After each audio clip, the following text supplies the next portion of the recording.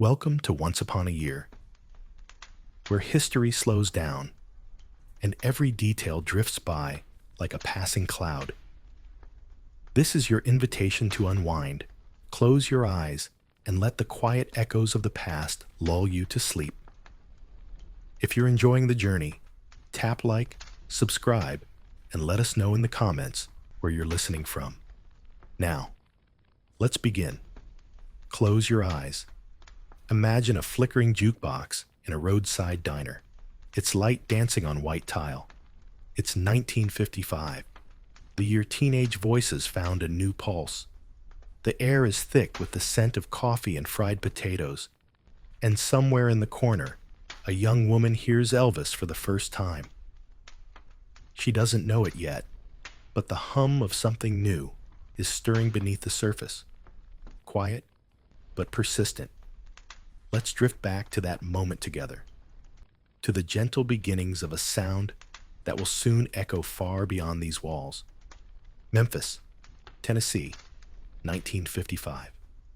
The city sits beneath a blanket of heavy, humid air, the kind that makes the crickets sing louder and the neon lights of Beale Street flicker just a little brighter. Inside a modest brick building, not far from the heart of downtown, Sun Studio waits. It's not a grand place, but for those who know, it's a room where sound can become something more. On this particular summer night, a 19-year-old stands inside, his hands wrapped around a battered guitar. He's awkward, uncertain, the rough edges of his life still visible in the dirt beneath his fingernails. Elvis Presley is his name. Though outside of this room, it's a name that means little to anyone but his parents and the folks at Crown Electric who sign his paychecks. Sam Phillips, the man behind Sun Studio, stands at the edge of the room, watching. Phillips has made a habit of listening, of waiting for something that doesn't fit the mold. His studio has already captured the voices of Howlin' Wolf and B.B. King, men whose music carries the weight of the Mississippi Delta and the city's own tangled history. Phillips is always listening for the next thing, the thing that doesn't sound like anything else. Tonight, his attention is fixed on Elvis, not because of the boy's slicked back hair or the way his jacket doesn't quite fit, but because of something in the way he shifts from foot to foot, as if he's standing on the edge of a cliff only he can see. Elvis takes a breath. His first notes are shaky, but there's a kind of honesty in the tremble. His singing isn't polished, not yet, but as he moves through the song, his voice changes. There's a warmth, a touch of gospel, a thread of blues, and a hint of country radio. It's a sound that doesn't settle neatly into any category. Phillips leans in, his curiosity sharpening. What made Phillips lean forward that night? Listen closely to how a single riff changed everything. Elvis hadn't planned on being here. His days were ordinary, spent hauling supplies for Crown Electric, his mind wandering to melodies while his hands worked.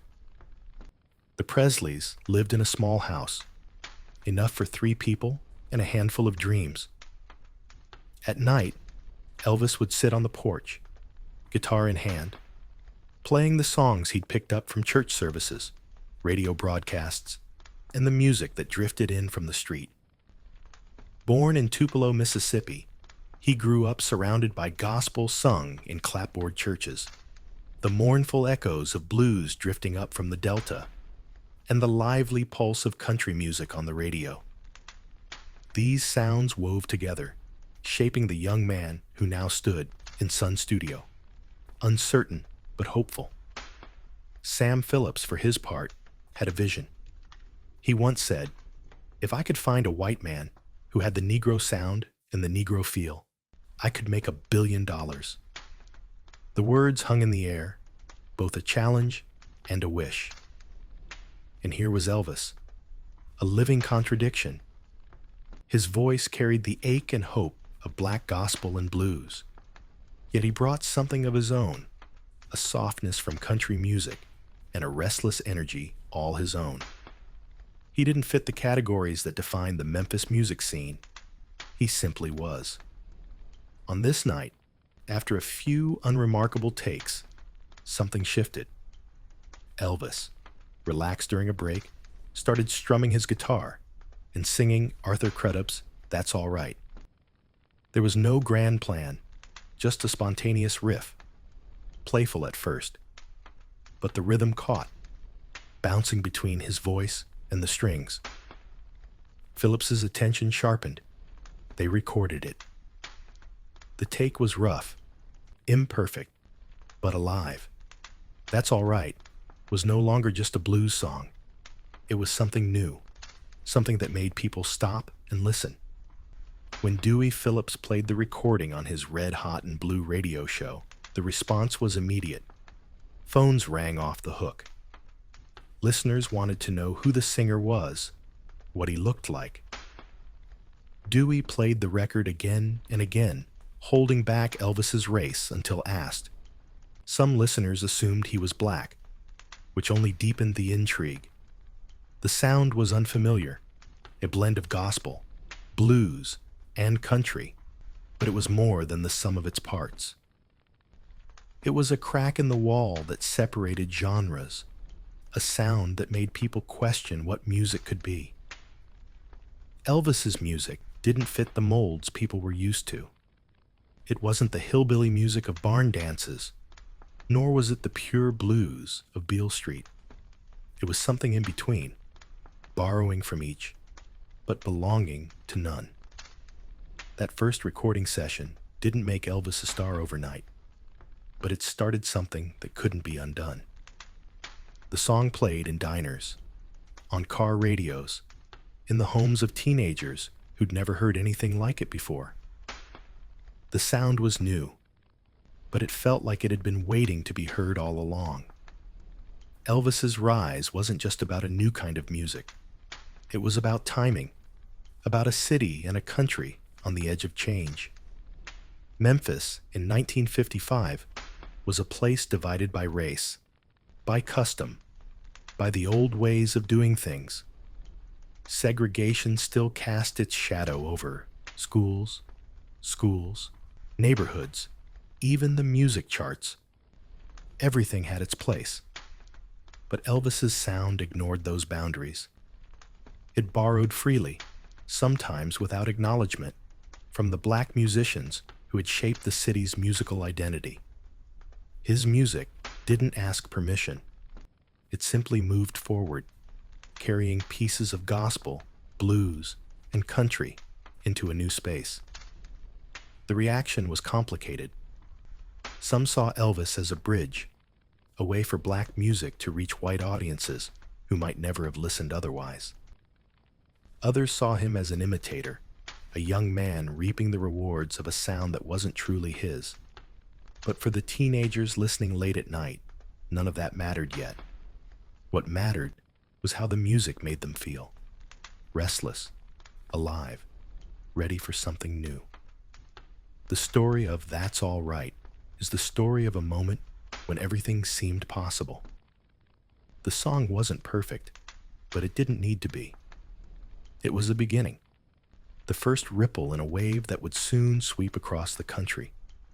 Elvis, still just a truck driver with a guitar, became a symbol for a generation searching for its own voice. As "That's All Right" spread beyond Memphis, the excitement grew.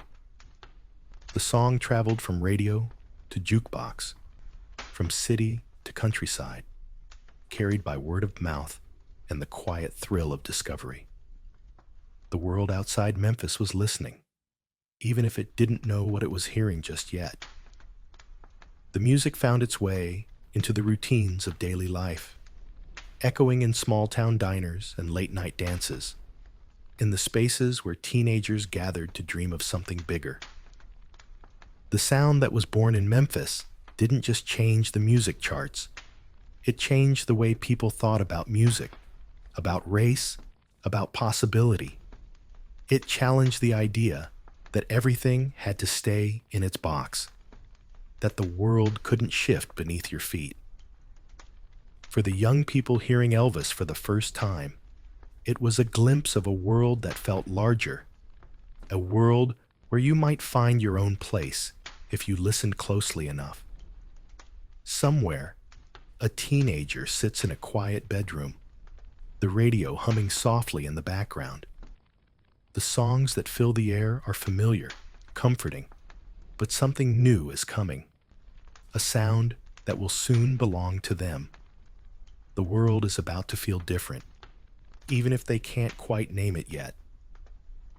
Let's step inside a teenager's world in 1955.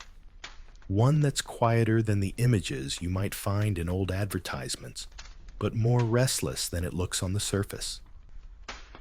You're sitting in your room, school books stacked on the desk, the soft hum of the radio filling the air. The voices you hear belong to Perry Como, Nat King Cole, Doris Day. Their songs move along gentle, polished lines, the kind your parents hum as they tidy up after dinner. The music is familiar, safe, and it floats through the house like the smell of Sunday pot roast.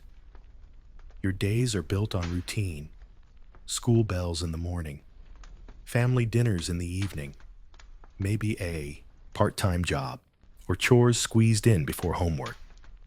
Sundays mean church, and weeknights end early. There are rules, some written, most just understood. Don't talk back. Don't be late. Don't stand out. Even your clothes follow the pattern. Slacks and button-downs for boys, neat skirts for girls.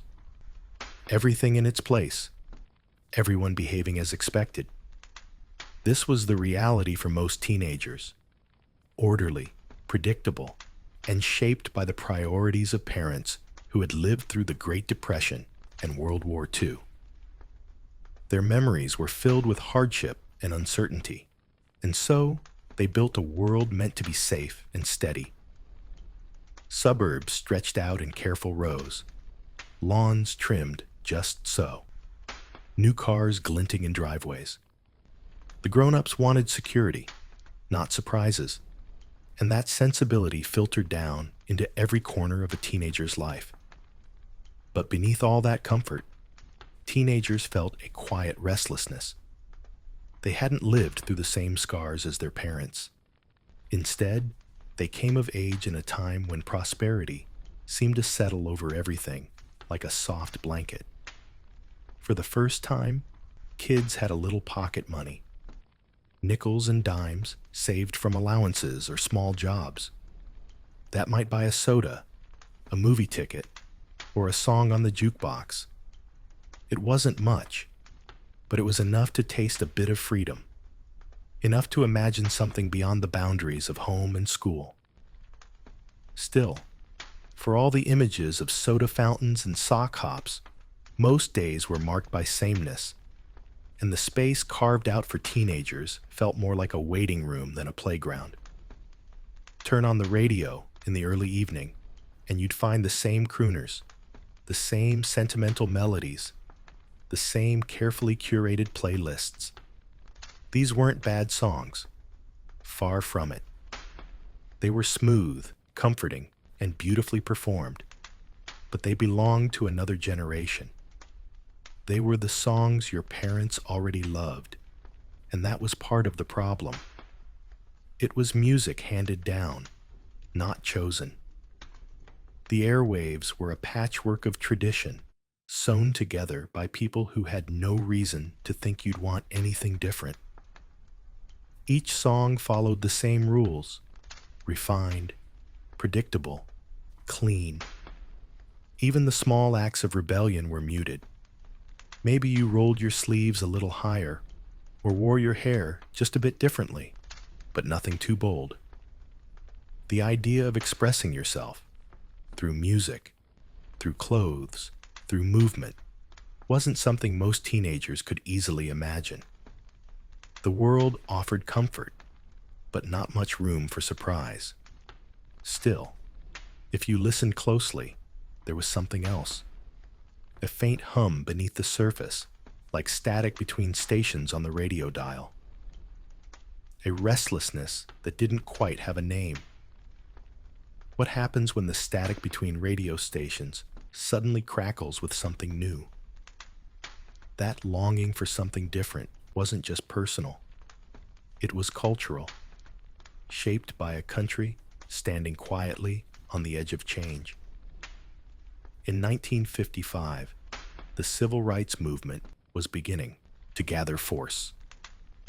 The post-war boom had created a new middle class, and with it came television sets, record players, and the first real sense that being a teenager could be its own stage of life. Before the 50s, you went from childhood to adulthood almost overnight. Now, for the first time, there was space in between. A space filled with possibility, but also with waiting. Without something to rally around, though, that space felt empty. American Bandstand hadn't yet swept the country. Soda fountains were quiet. Jukeboxes stocked with safe ballads and gentle harmonies. The music of your parents still ruled the scene, and the airwaves were crowded with songs about idealized romance and polite longing. Teenagers, though, were starting to ache for something else, even if they couldn't put it into words. When rock and roll arrived, it was like a sudden jolt, striking a match in a dark room. Elvis's voice on "That's All Right" didn't sound like anything that had come before. It wasn't safe or polished. It was raw, unpredictable, and alive. The music didn't just slide into the background. It demanded attention. It spoke a language teenagers didn't know they needed. It moved with a swagger that felt dangerous, and for the first time, it sounded like it belonged to them. Before Elvis, rebellion was a private wish, a glance out the window, a sigh behind a closed door. But when he sang, it was as if someone had thrown the window open. The old boundaries didn't seem so solid anymore. Suddenly, the rules that shaped every day, curfews, dress codes, expectations, felt negotiable, maybe even breakable. It wasn't about tearing down the past, but about building something new. Elvis's music offered a kind of freedom, 3 minutes at a time. The longing that had simmered quietly now had a voice. It was loud, joyful, and impossible to ignore. It didn't settle quietly into the corners of suburban homes. It spilled out into public spaces, into the places where teenagers gathered, where they could see each other and hear themselves reflected in the music. The change didn't happen overnight, but the shift was real. The world of tidy routines and gentle melodies was giving way to something more electric. Teenagers found themselves drawn to the places where this new sound could be heard, not just on the radio at home, but out in the world, where the rules felt looser and the possibilities wider. The quiet world of 1955 was about to get a little louder, a little less predictable. The music wasn't just a soundtrack, it was an invitation. And so, as the last notes of a familiar ballad fade from the radio, you find yourself listening for something different. Maybe it's the distant clatter of dishes, the low chatter of voices, the promise of a song that doesn't sound like the others. Maybe it's the sense that somewhere nearby, other teenagers are feeling the same restless energy, waiting for the moment when the music changes. Let's listen closer. There's a place where that restless energy gathers, where the new sound first finds its echo. The clink of glasses, the hum of a jukebox, the low laughter of friends. This is where the heart of the revolution begins to beat. Step into a typical diner in 1955. The door swings open, letting in a swirl of cool air and the scent of grilled onions. Vinyl booths line the walls, and a checkerboard floor stretches beneath your feet. Teenagers cluster in small groups, the day's worries left behind as they slide into seats and scan the menu for something sweet. Overhead, the lights buzz softly, but it's the jukebox that draws the most attention. A sturdy, chrome-edged machine, standing watch near the back wall or tucked between booths, glowing with promise. Diners in this era were more than places to eat. For teenagers, they felt like a slice of independence, a place where you could linger over a milkshake or a plate of fries, away from the watchful eyes of parents and teachers. The rules of home and school didn't quite reach here. Even the staff, moving with practiced efficiency behind the counter, seemed to understand that these evenings belonged to the young. The price of admission was low. A few coins in your pocket could buy you an hour of freedom. But the food and the company were only part of the draw. The real center of gravity was the jukebox. In 1955, these machines were not just background decoration. They were the pulse of the room, their colored lights reflecting off chrome and glass, their song lists a catalog of possibility. For a nickel, you could choose what everyone heard next. The power of the jukebox was simple, but it was profound. In a world where adults controlled almost every detail of your life, here was a moment of choice. Your choice. Imagine pressing that button and unleashing rebellion with a nickel. The music that poured out of these machines was changing fast. Only a year earlier, the playlists were filled with crooners and big band standards, songs your parents might have requested at a wedding. But as rock and roll crept in, led by voices like Elvis Presley's, the soundscape shifted. That's All Right didn't just play. It cut through the clatter, its rhythm and energy impossible to ignore. Each new Elvis single found its way into the rotation, and with every selection, teenagers announced their allegiance to something new. The jukebox did more than play songs. It gave teenagers a say in what their world sounded like. Unlike radio, where a distant DJ decided the mood, the diner's playlist was shaped by the handfuls of coins dropped into the slot by kids just like you. The choices teenagers made, those nickels spent on Elvis, Chuck Berry, or Little Richard, sent a clear signal to record companies and distributors. The music industry took note. As rock and roll records started to dominate jukeboxes, they began to dominate the charts as well. The playlist of a small-town diner could ripple outward, nudging the entire business in a new direction. For those who grew up with the old standards, the change was jarring. Parents, if they ventured into the diner at all, found themselves uneasy among the new sounds and the energy they brought. The music was louder, the beats less predictable, the lyrics tinged with a kind of longing and restlessness that felt foreign. They might sip their coffee and watch the teenagers at the next table, laughing, talking, moving in time with the music, and sense that something important was slipping away. The old boundaries seemed less firm, the old certainties less certain. Teenagers, on the other hand, embraced the shift.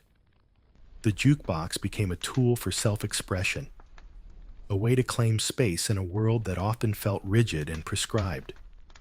Sitting in a booth with friends, you could drop a coin and make your voice heard, if only for the length of a song. The act was small, but it mattered. It was a declaration. This is who we are, and this is what we want to hear. The choices added up. As rock and roll grew bolder, so did the teenagers who played it. The music encouraged movement, feet tapping, heads nodding, sometimes a spontaneous dance between the booths. The energy was infectious. Even those who weren't sure about the new sound found themselves drawn in, caught up in the excitement that pulsed through the room. With each song, the atmosphere shifted a little further from the world of parents and teachers, and a little closer to something that felt like their own. It's easy to overlook the importance of the jukebox, to see it as just another piece of retro decor. But in 1955, it was a lifeline. For teenagers in small towns, far from the cities where new music was born, the jukebox brought the world closer. A kid in Iowa or Oklahoma could hear the same songs as someone in Memphis or New York. The connection was real, even if it was built on nothing more than a spinning record and a handful of coins. The music became a thread, tying together young people across distances that might otherwise have felt insurmountable. Elvis's voice traveled along those threads, carried from diner to diner, town to town. By the end of the year, he was no longer just a local sensation. He belonged to the country's teenagers, his records spinning in every corner booth, his influence seeping into the way they dressed, talked, and dreamed.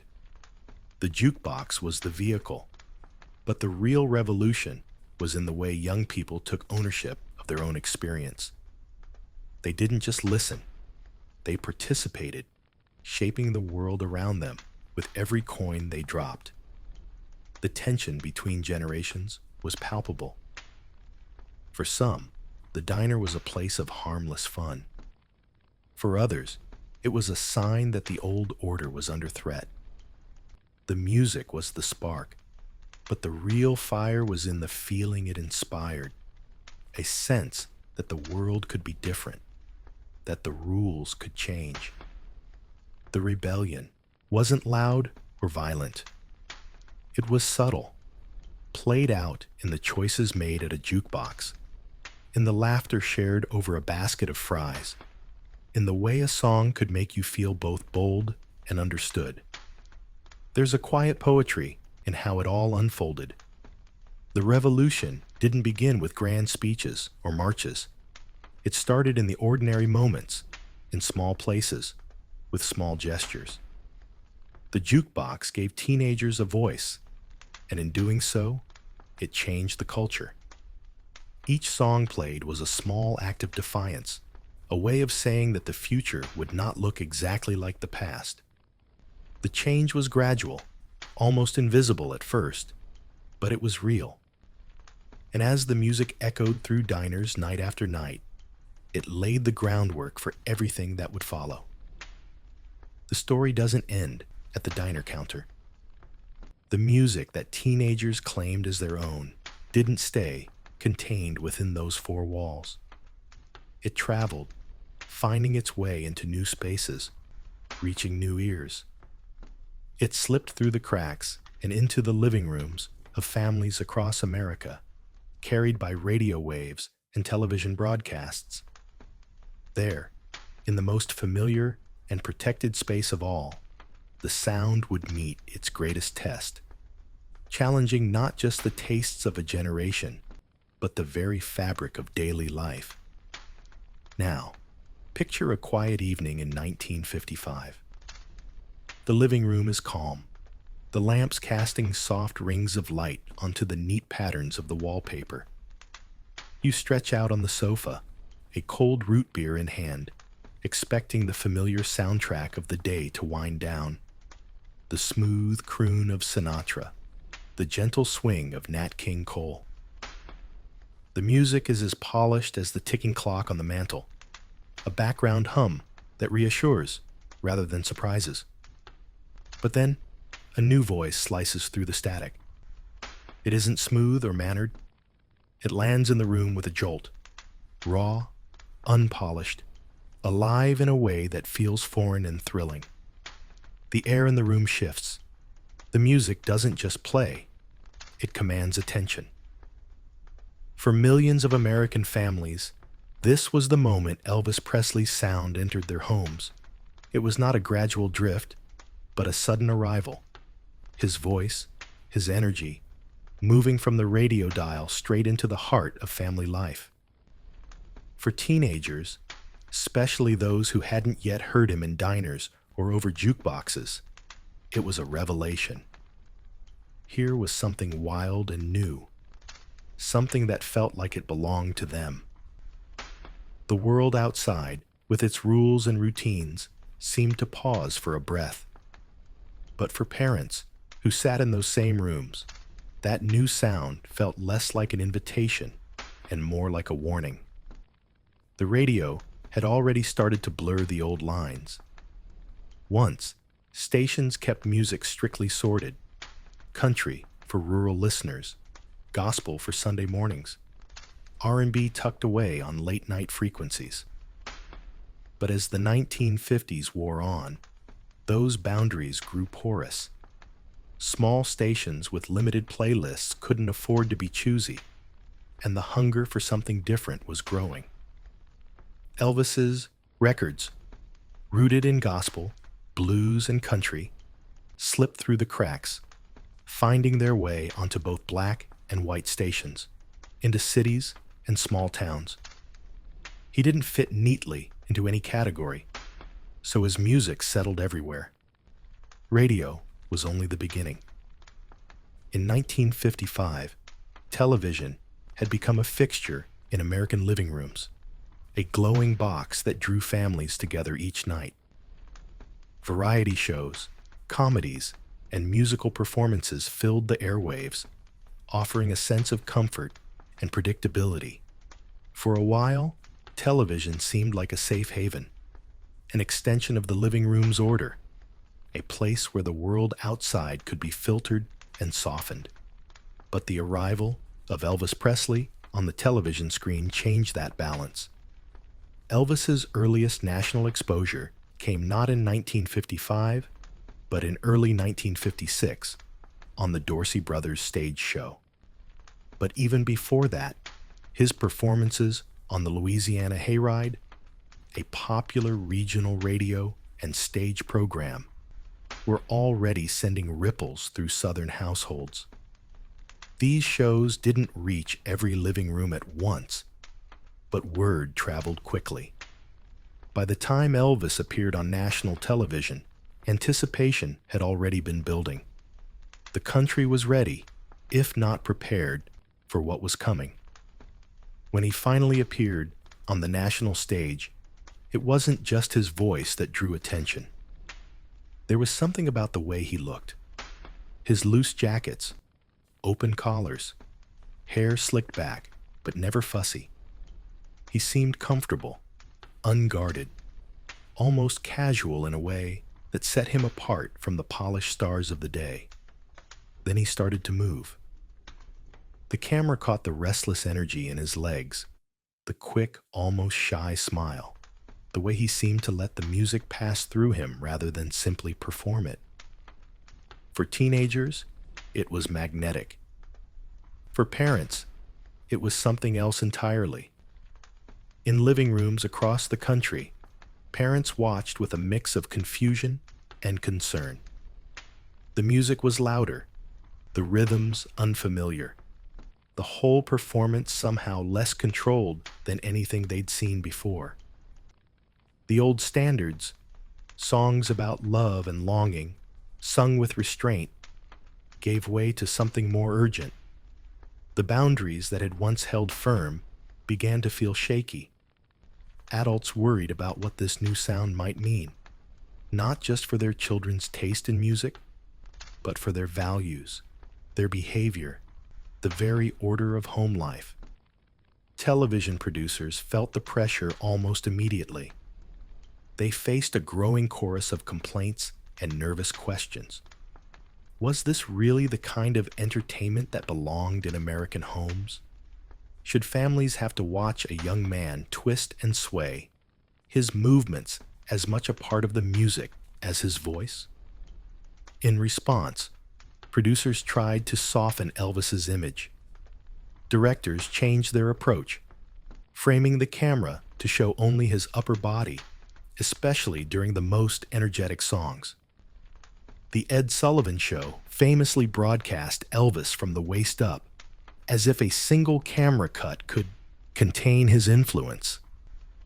How did a single camera cut change public perception of a young singer? The effort was clear, but the effect was limited. Even cropped by the television frame, the energy came through. For teenagers, those edits only added to the mystique. The camera's restrictions seemed to confirm that there was something exciting, maybe even dangerous, about Elvis. He wasn't just another singer in a tuxedo. He was a presence. His voice reached through the screen, and for many, it felt like he was speaking directly to them. The old rules about who could be a star, about how you were supposed to act, suddenly seemed open to negotiation. Parents, meanwhile, grew more vocal. Letters poured into television networks, demanding a return to family-friendly programming. Churches issued warnings about the dangers of rock and roll. Newspapers ran editorials questioning the influence of this new music on American youth. The living room, once a place of quiet evenings and shared routines, became a site of debate and anxiety. The arrival of Elvis's sound forced families to confront the changing world, not in the abstract, but in the very center of their homes. Still, the music kept coming. Each new broadcast brought fresh waves of excitement and concern. Elvis's appearances drew huge audiences, with teenagers crowding around television sets, in living rooms, in storefront windows, wherever they could catch a glimpse. The Ed Sullivan Show episode featuring Elvis in 1956 would become one of the most watched broadcasts of its time, but the momentum began in the year before, as his records and reputation spread. For many young viewers, it was the first time they saw themselves reflected back from the screen, not as future adults, but as teenagers with their own desires and dreams. The debates in those living rooms weren't just about music. They were about the future, about who would shape it, and whose voices would be heard. In the space of a single year, the living room had gone from a place of comfort to a place of confrontation. The sound of Elvis Presley was more than a new style of music. It was a signal that change was coming, and that it would arrive whether the door was open or not. And so, the living room invasion did not end with a single song, or even a single night. The music lingered, echoing in the spaces between family conversations and in the quiet moments after the television clicked off. The arguments, the excitement, the uneasy sense that something important was shifting, all of it became part of daily life. The old certainties felt less certain. The boundaries between generations, between tradition and rebellion, between comfort and curiosity, blurred with every broadcast. Yet, even as the music unsettled the peace of the living room, it also brought something new. A sense of possibility, a hint that the world outside might be changing too. The sound of rebellion, once confined to diners and jukeboxes, now filled the most private corners of American life. In the same year that one young man's voice stirred up so much noise and hope, another act of quiet defiance would send its own ripples through the country, reshaping the story of what was possible in 1955. In another part of America, the story of 1955 took on a quieter, more deliberate form. Rosa Parks, a seamstress in Montgomery, Alabama, found herself at the center of a movement that would change the country's sense of itself. The city's buses moved through streets marked by the familiar signs of segregation: whites only, colored section, each one a reminder of the boundaries enforced not only by law, but by habit. by custom, by years of silent compliance. Rosa knew those signs well. She had learned to live within the borders they drew, but the weight of them had settled deep in her bones.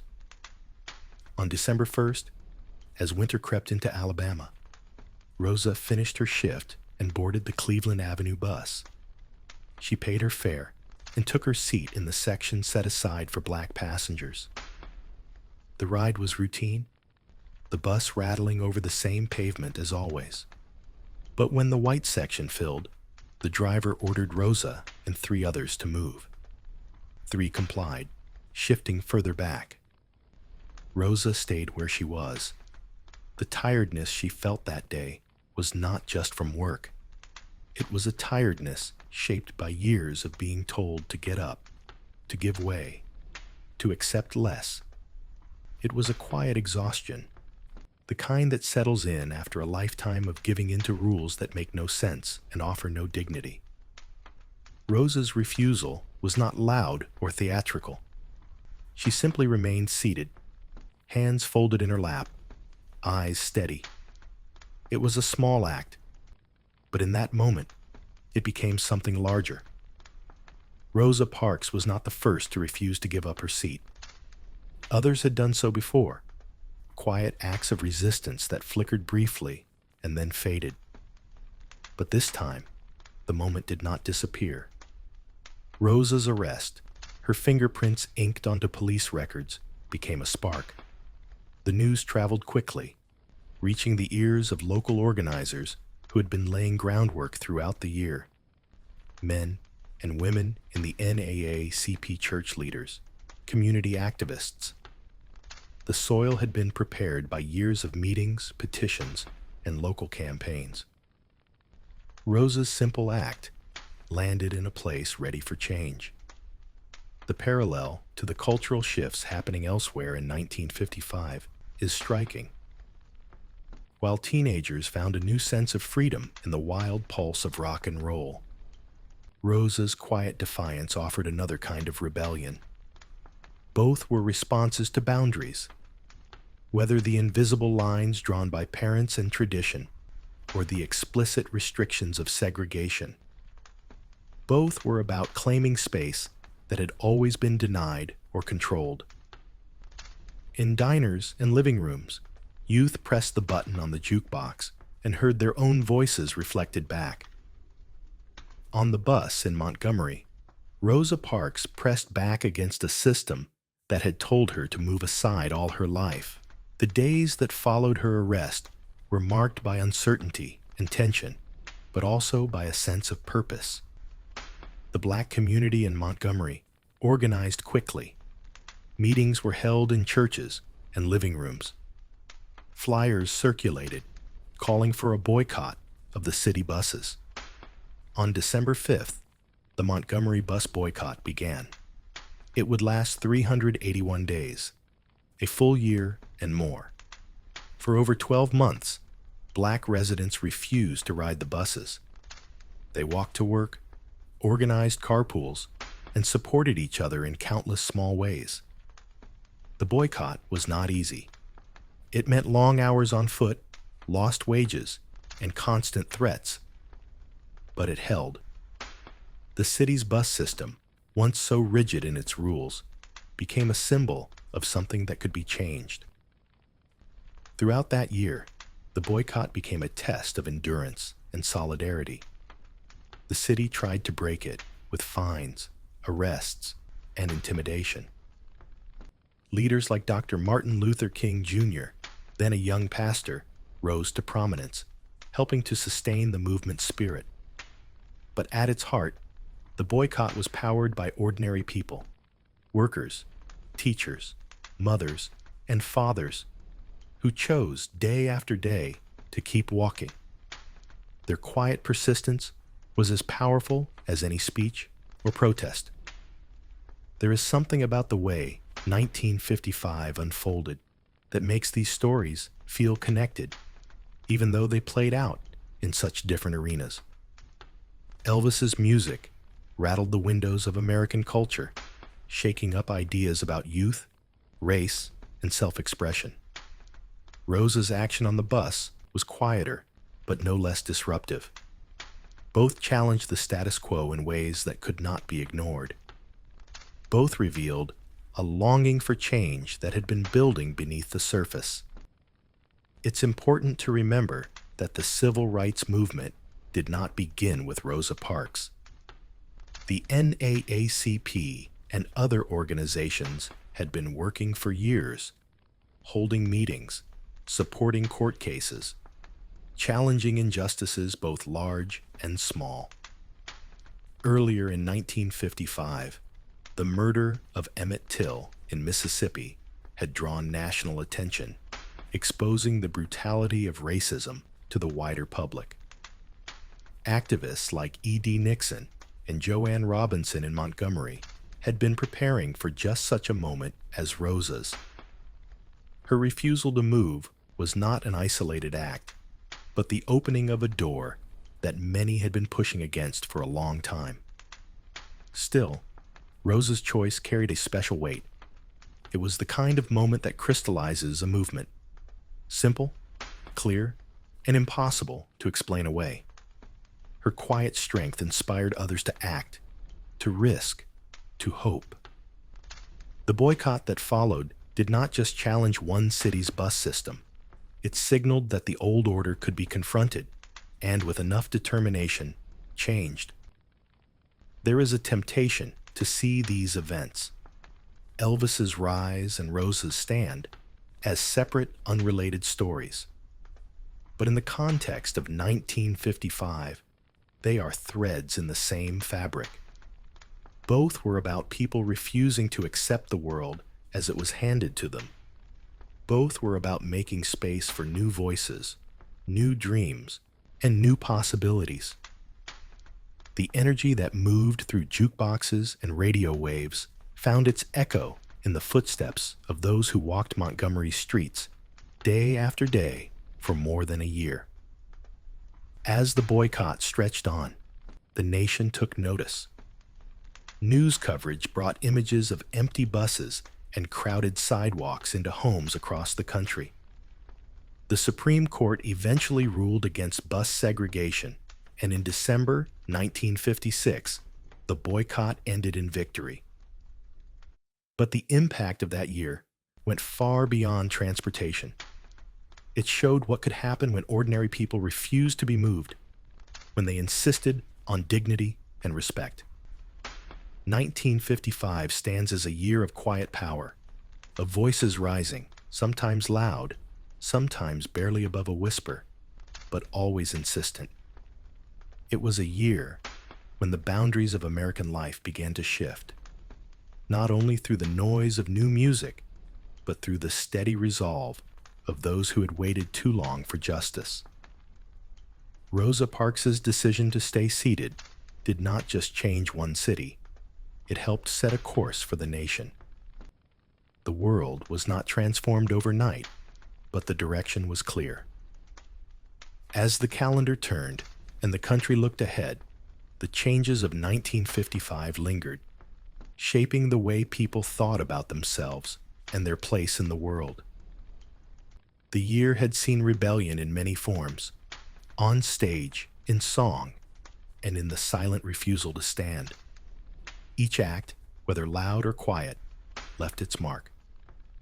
And just as the music and the movement reshaped daily life, another symbol of change was quietly appearing on the horizon, promising a new kind of American experience, one that would soon be as familiar as the sound of a favorite song.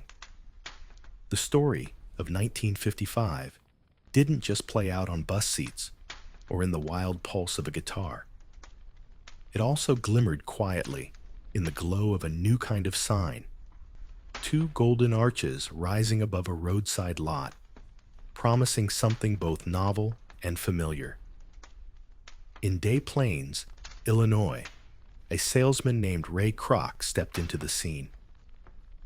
The McDonald brothers in California had already built a small operation, their kitchen running with a precision that turned out burgers, fries, and shakes at a remarkable speed. But it was Kroc, arriving in 1955, who saw a future far beyond one or two bustling stands. He imagined those arches everywhere, each one a beacon for families on the move, each one offering the same meal, the same taste, no matter the town. The McDonald brothers' original idea was simple. Take the chaos out of eating out. No waitresses, no plates to wash, no lingering. Customers ordered at the counter, and within minutes, their food was ready. Hot, wrapped, and reliable. It was a system, not a scene. But Kroc saw more than a tidy kitchen. He saw a blueprint for a new American routine. Under his guidance, McDonald's became a franchise, a model that could be copied and repeated, its golden arches soon dotting the edges of highways and suburban streets far from California. Each new location promised the same thing: efficiency, predictability, and the comfort of knowing exactly what you'd get. America in the mid-1950s was ready for this kind of certainty. The war was over, the suburbs were swelling, and the idea of the nuclear family, 2 parents, 2 kids, maybe a dog, was settling into the national imagination. Life moved faster now. There were more cars on the road, more families looking for a quick meal between school, work, and the new rituals of television evenings. McDonald's didn't just fit into this world, it helped shape it. Dinner became something you could pick up on the way home. No reservations or surprises. The hamburger, wrapped in golden paper, became a symbol of the new Americanese. What does a burger wrapped in golden paper have to do with a voice shaking the nation? The answer lies in the way both McDonald's and Elvis Presley became touchstones for a generation caught between comfort and change. The arches offered reassurance. Here is something you know, something you can trust. Elvis, on the other hand, offered something unpredictable. His music was raw, restless, and alive, a sound that unsettled as much as it excited. For parents, McDonald's was a safe bet. For teenagers, Elvis's songs were a challenge to the safe and the predictable. Yet these two forces rose side by side, each shaping a different corner of daily life. Teenagers might spend their afternoons at the counter, a nickel in hand, waiting for a burger and a shake before piling into cars with friends. The wrappers crinkled, the fries disappeared, and soon enough the radio dial was turning, searching for the first notes of a new hit. Food for comfort, music for freedom. McDonald's was the steady beat of routine. Elvis was the off-kilter rhythm that made you sit up and listen. The contrast between the two was hard to miss. McDonald's thrived on sameness. Every burger, every fry, every cup of soda just like the last. It was the taste of stability, of knowing what to expect. Elvis was the opposite. His voice cracked and soared, never quite the same from one performance to the next. He borrowed from gospel, blues, and country, blending them into something that didn't fit the old patterns. Where McDonald's promised that nothing would change, Elvis reminded everyone that change was not only possible, but inevitable. In the hands of teenagers, these choices became a kind of ritual. The golden arches were a meeting place, a spot to gather before the night began in earnest. The radio, waiting in the car, was the gateway to another world. The tension between the two, between the comfort of the familiar and the thrill of the unknown, defined much of what it meant to come of age in 1955. The burger and the backbeat, the fries and the frantic energy of a new song, all tangled together in the routines of daily life. It's tempting to see these things as separate, but they were both answers to the same question. What does it mean to belong in a world that is changing? McDonald's offered one kind of answer. Here, You could find your place, know the rules, and trust that the world outside wouldn't surprise you too much. Elvis offered another. His music didn't ask you to fit in. It dared you to stand out, to move, to make noise. Both were appealing, and both found their audience. Ray Kroc's vision for McDonald's was as much about community as it was about convenience. The restaurants were designed to be clean, bright, and welcoming. A place where parents could take their children and know what to expect. The menu was limited on purpose. There were no experiments, no daily specials. Just the basics, done the same way every time. For many families, this was a relief. There was enough uncertainty in the world. Dinner didn't need to add to it. Meanwhile, the sound of Elvis Presley kept growing louder. His records spun on jukeboxes and radios. His performances sparked excitement and anxiety in equal measure. For teenagers, the music was a lifeline.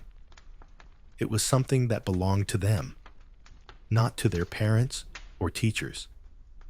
The energy in his songs matched the restlessness they felt, the sense that the world might be bigger than the boundaries they'd been given.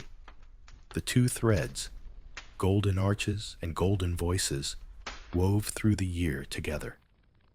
McDonald's became a fixture not just in cities, but in small towns, on highways, in suburbs where everything seemed new. The restaurants were gathering places, but they were also symbols of how American life was changing. Elvis's music, too, became a fixture, its influence spreading from the South to the rest of the country, from radio stations to television screens. The rise of McDonald's and the rise of rock and roll were not opposites, but reflections of the same restless energy moving through the country. Each offered a different way to respond to a world in motion. One gave comfort, the other gave a jolt. Both shaped the habits and hopes of a generation. By the time the year ended, the golden arches were no longer just a curiosity. They were a sign that America was settling into new routines, that the comforts of home could be found almost anywhere. Elvis's voice, meanwhile, had become impossible to ignore. The music had changed the sound of daily life, and the questions it raised about belonging, rebellion, and identity were only beginning to take root. For the teenagers of 1955, these changes were a source of excitement and pride. For their parents, they were something else, something unsettling, something that made them wonder what was happening to the world they thought they knew. The glow of the arches and the crackle of the radio were more than background noise. They were signals that a new era was underway, and that not everyone would greet it with open arms. Now, picture the other side of that story. The living room lights are low, the television flickers, and parents sit together, watching and listening, uncertain about the changes swirling just outside their windows. For every teenager swept up in the new sound and the new routines, there was someone else, sitting quietly, arms folded, asking, "What's happening to my America?" It's a quiet evening, and in living rooms across America, families gather. Each person carrying their own expectations for what a night at home should feel like. The television glows in the corner, its black and white images flickering across the faces of parents and teenagers alike. The father sits stiffly, hands folded, while the mother's gaze drifts between the screen and her daughter, who perches on the edge of the sofa, drawn forward by something she can't quite name. On the screen, Elvis Presley appears, his movements subtle but charged, his voice threading through the hush of the room. The response is immediate, but it splits the family in two. The daughter catches the rhythm, her smile unguarded, while her parents exchange glances, tight-lipped, uneasy, uncertain about what this new sound might mean for their world. For many parents in 1955, Elvis wasn't just a singer. He was a sign that the ground beneath their feet was shifting. Rock and roll arrived not as a gentle evolution, but as a jolt, upsetting the careful balance of post-war routines. The music was loud, unruly, and, most of all, it belonged to someone else. It wasn't for the parents, and that sense of exclusion stung. The rhythms felt wild, the lyrics too bold, the performances edged with a kind of energy that seemed to threaten the order they had worked so hard to build. The discomfort wasn't only about the music itself, but about what it represented. A world where their children might carve out a space that didn't include them. For years, music had been a thread that tied families together. Songs by Bing Crosby or Frank Sinatra drifted through kitchens and living rooms, their melodies reassuring, their words as familiar as the patterns on the wallpaper. That music was a comfort, a reminder of sacrifices made and hopes carefully tended. It was music that soothed, that brought people together, that never asked anyone to question the world as it was. Rock and roll, by contrast, felt like a challenge. It was music that refused to sit quietly in the background. Parents heard not freedom, but a kind of chaos, a soundtrack for rebellion. The reaction from adults was swift, and in many cases, deeply felt. Religious leaders warned from pulpits that this new sound was dangerous, even immoral. Churches issued statements, calling rock and roll a corrupting influence, urging parents to shield their children from its reach. In some towns, local ceremonies sprang up where Elvis records and other rock and roll hits were burned in protest. Public gestures meant to ward off what was seen as a threat to the community's values.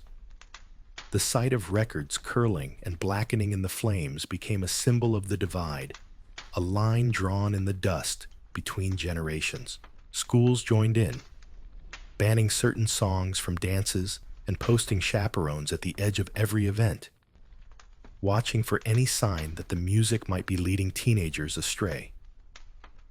But if the intention was to dampen the appeal, the effect was often the opposite. Why does a parent's no often become a teen's invitation? The more adults condemned, the more teenagers leaned in. The music became a kind of code, a way to assert independence, to claim something that belonged only to them. The act of playing a record, of turning up the volume, became a quiet act of resistance. Even the smallest gestures, tucking a 45 into a school bag, saving up for a new single, requesting a favorite song on the jukebox, took on a new significance. It wasn't just about the sound. It was about the feeling of being seen and heard on their own terms. The divide ran deep, often cutting through the center of the household. For parents who had survived the Depression and the war, the idea of rebellion felt both foreign and ungrateful. They had worked for stability, for the promise of a better life, and now it seemed as if their children were throwing it all away for a few minutes of excitement and noise. The rules that had once seemed unbreakable, curfews, dress codes, expectations for respect, suddenly felt fragile. The old order, with its clear boundaries and familiar rhythms, was being challenged by something that couldn't be contained or reasoned with. Teenagers, for their part, found in Elvis a kind of permission they hadn't known they were waiting for. His music didn't ask for approval. It simply existed, raw and unapologetic. He was a mirror for their restlessness, a sign that it was possible to move differently, to sound different, to dream beyond the borders set by their parents. His very presence on the screen, His voice, his movements, even his hair, felt like a dare. The more adults frowned, the more teenagers smiled. Disapproval became part of the appeal. To listen to rock and roll was to carve out a space of one's own, a place where the rules could be rewritten. The stories that circulated, of records burned, of sermons preached, of dances shut down, became part of the mythology. In some towns, the burning of records was a spectacle, a way for adults to reclaim control, if only for an evening. But for every record burned, more were bought. For every warning, another fan club formed. The resistance was real, but it was also fuel for the fire. The music spread, not in spite of the opposition, but partly because of it. This wasn't simply a battle over taste. It was a struggle over identity, over who would get to decide what mattered and what did not. For the first time, teenagers found themselves at the center of a cultural storm. Their choices, their voices, their desires were suddenly visible, and, for many adults, uncomfortably loud. The idea that a song could carry so much weight, could spark so much anxiety, might seem strange now. But in 1955, music was more than entertainment. It was a way of drawing lines, of marking out new territory. Elvis, whether he intended it or not, became the lightning rod. His voice and his image were everywhere, on the radio, on television, in the pages of magazines. He was both the symbol and the catalyst, a figure who seemed to embody all the contradictions of the moment. To some, he was a threat. To others, a hero. The truth was more complicated. He was a young man with a guitar and a restless spirit, caught between worlds, carrying with him the hopes and fears of a generation in transition. As the year wore on, the tension didn't disappear. Parents continued to worry, to warn, to try and hold the line. But the music kept playing, and the teenagers kept listening. The push and pull between generations became a part of daily life, a quiet contest played out in living rooms and diners, at school dances and church picnics. Each side watched the other, uncertain of what would come next. By the end of 1955, it was clear that something fundamental had shifted. The opposition remained, echoing in sermons and editorials, in family arguments and school policies. But the beat of rock and roll had taken root. It was no longer just a sound, but a language, a way for young people to claim their own place in a world that was changing faster than anyone could have predicted. And so, the scene in the living room, a family divided by a song, became a symbol of a much larger transformation. The refusal to accept the old ways, the willingness to risk disapproval, the hunger for something new. These were not just the marks of adolescence. They were signs of a deeper restlessness, a sense that the world could be different, that the future was up for grabs. If you pause here, you might wonder, why now? Why did all of this happen in 1955 and not a year before or a year after? What was it about this moment that turned a generation's longing into a revolution? The answer isn't simple, but it begins with the world these families inhabited, the changes in their lives, their homes, their hopes, and the way those changes set the stage for something bigger than anyone could have imagined. What made 1955 the perfect year for a revolution? To answer that, step back and look at the wider frame, the quiet, unhurried pace of daily life just before everything changed. The country was settling into a new shape, one molded by a decade of peace after the storm of war. The factories that once churned out tanks now produced cars, refrigerators, and televisions. Prosperity was no longer a distant promise, but a daily reality for many families. The post-war boom didn't just fill cupboards, it filled calendars with time that wasn't spent on survival. Teenagers, for the first time, found themselves with spare hours and a little money of their own. Allowances trickled into pockets, and with them came a sense of possibility. This wasn't just a new generation. It was the start of youth culture, restless, curious, and ready for something that belonged to them. The world their parents built was orderly, familiar, and cautious. The music in their homes was smooth and safe. Voices like Perry Como and Doris Day floating through the radio. The rules were clear, the boundaries well marked. But for teenagers, the comfort of those routines soon felt like a closed room. The war had ended, but the formality lingered. The old songs didn't match the pulse they felt in their own bodies. They wanted something with more edge, something that moved and rattled and refused to fit neatly into the lines drawn by their elders. Technology, always a quiet accomplice to change, stepped in at just the right moment. The transistor radio, first available in 1954 and quickly spreading by 1955, changed everything. It was small enough to fit in a jacket pocket, light enough to carry anywhere. For the first time, music became a private companion, a pocket-sized rebellion. Teenagers could slip away from the living room, tuning in to sounds their parents might not approve of. The transistor didn't just carry music, it carried freedom.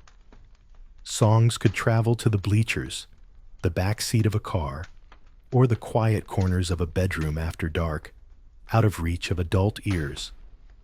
But it wasn't just the technology that mattered. The real spark was the music itself, and the way it was taking shape in places like Memphis. Memphis in 1955 was a crossroads, where black and white musicians, gospel and blues, country and rhythm, collided and mixed. In the small studios and crowded clubs, boundaries blurred.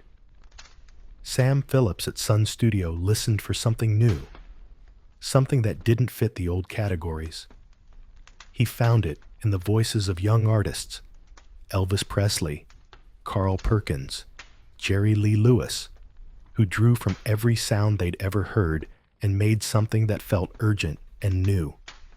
For teenagers, that new sound was more than just music. It was a way out of the quiet sameness of the suburbs, a way to feel seen and heard. Elvis's voice was raw, unpredictable, and honest in a way that polished crooners were not. He didn't just sing songs, he seemed to live inside them, letting his voice crack and soar, letting his body move in ways that made adults uneasy.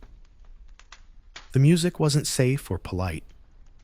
It was restless, like the teenagers who listened to it. It was the sound of a generation asking for permission to be different, and then deciding not to wait for an answer. The timing was as important as the sound. The middle class was growing, jobs were steady, and families could finally dream of something more than just getting by. Yet, beneath the surface, the country was divided. The suburbs grew, but so did the lines of segregation. In the South, Jim Crow laws still ruled. Black musicians who shaped the new music were often pushed aside or ignored in the broader culture. But in Memphis, on the airwaves, and through the jukeboxes, those boundaries started to crack. Teenagers didn't care about the old rules. They wanted the music that spoke to them, that felt dangerous and alive. Elvis didn't invent that restlessness, but he gave it a voice. He took the energy that was already moving through the country and turned it into something you could hear, something you could feel in your chest. His music didn't just ride the wave of change, It helped make the wave bigger. The sound was new, but it was also familiar. A patchwork of everything that had come before, stitched together in a way that felt fresh. For teenagers, it was a revelation. For their parents, it was a challenge. It's easy to look back and see 1955 as inevitable, as if all these pieces were always going to fall into place. But it took a particular set of circumstances, a prosperous economy, a new technology, a restless youth, and a city where boundaries could be crossed, for the revolution to take hold. The transistor radio let teenagers listen in secret. The rise of allowances gave them the power to choose. The crossroads of Memphis gave them the sound. The revolution wasn't loud at first. It started in small ways. A song on a jukebox, a coin dropped into a slot, a foot tapping under the table. But it grew quickly. The music slipped out of diners and into living rooms, out of Memphis and across the country. Teenagers found each other in the sound, and in doing so, found themselves. The old world didn't fall overnight, but it started to bend. The year 1955 was a bridge between what had been and what was coming.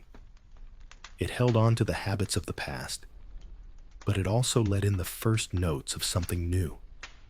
It wasn't just about Elvis, or rock and roll, or even the transistor radio. It was about the feeling that things could change, that the world could open up in unexpected ways. Teenagers stepped into that opening, and the culture followed. As the music spread, so did the sense that small moments could matter. A song on the radio, a quiet refusal to move on a city bus, a hamburger eaten under the glow of new arches. All of these things added up to something bigger. The sound of 1955 was the sound of possibility.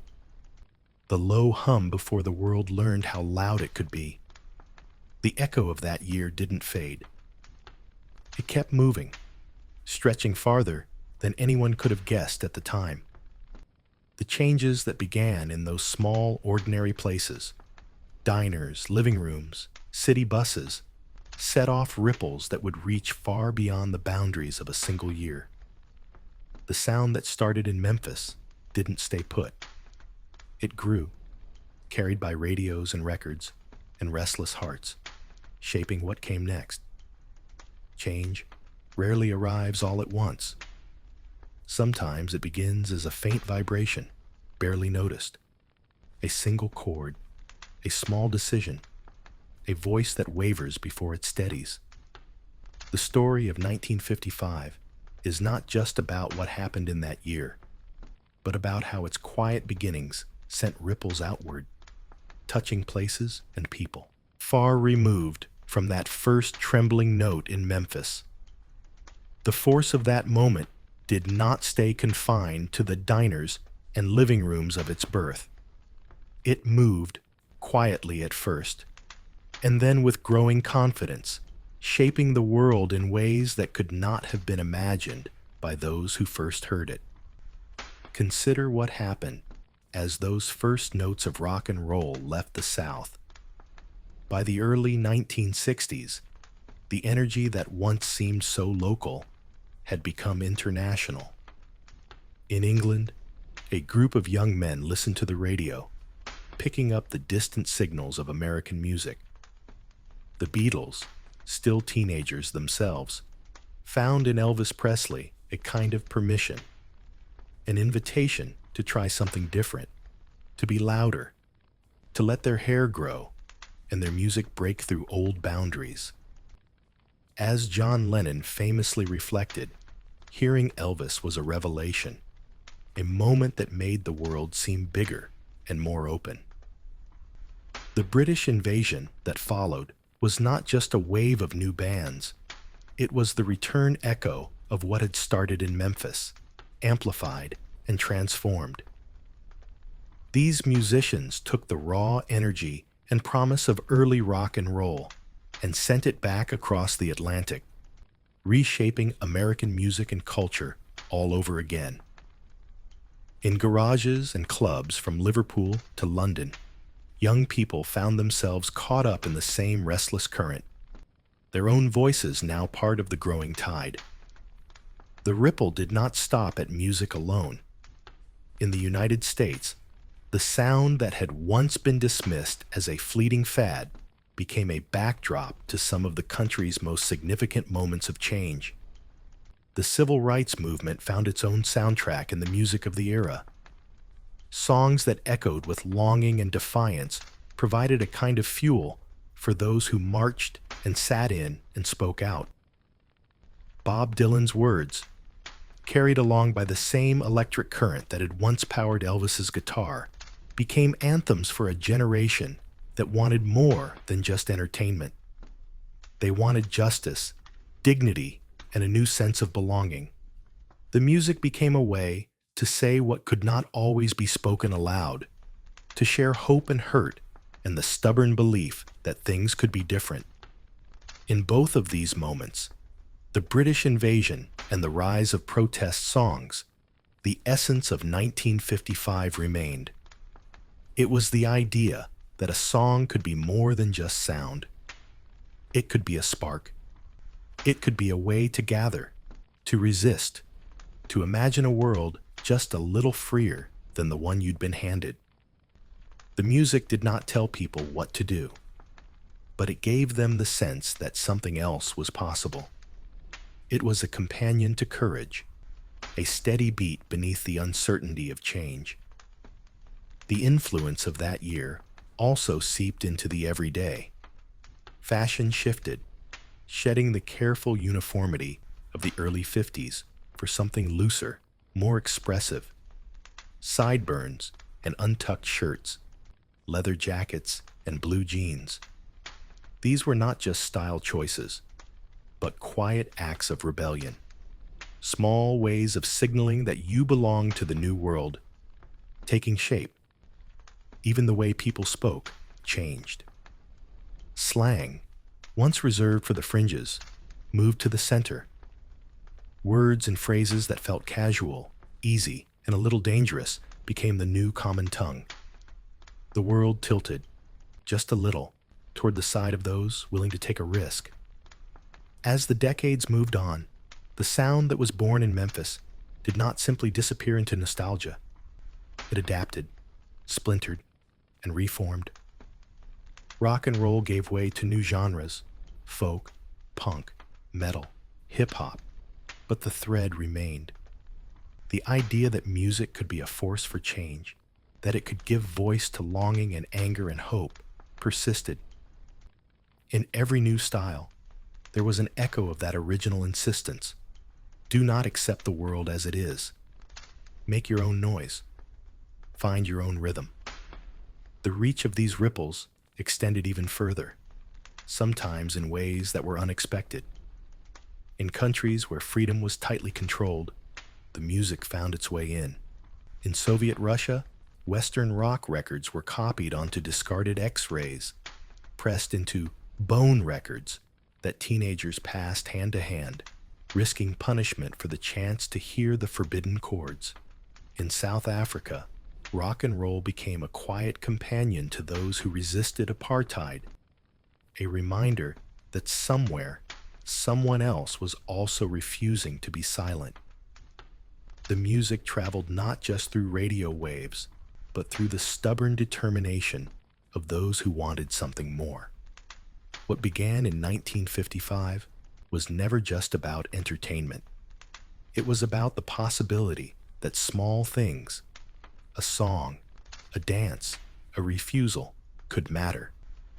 That the world could shift, not with a single dramatic gesture, but with a series of small tremors, each one building on the last. The lesson was not that change is easy or inevitable, but that it starts somewhere. Sometimes it starts with a voice that cracks, a hand that shakes, a step that hesitates before moving forward. Even now, it is easy to hear the echoes. Every time a young person picks up a guitar, Every time a crowd sings along to a chorus that feels like it belongs to them. Every time someone chooses to speak, or create or stand up, when it would be easier to stay quiet. The ripples of 1955 continue. The music is still there, not just as a memory, but as a living force. It reminds us that the boundaries of the past are not fixed, that the future is always being written, one small act at a time. From Liverpool garages to Moscow street corners, those chords still carry rebellion. The sound of 1955 remains a gentle but insistent reminder. Revolutions often begin not with eruptions, but with tremors. Look back at 1955 and notice how change often slips in quietly. A song on a jukebox, a voice that chooses not to yield, a golden arch glowing on a roadside. Transformation hides in the everyday, waiting for its moment to break through. What feels small today, a choice, an idea, an instinct, may echo far beyond its time, reshaping the future in ways we can't yet see. What humble spark in your life might one day reshape tomorrow? History often whispers before it speaks. If this journey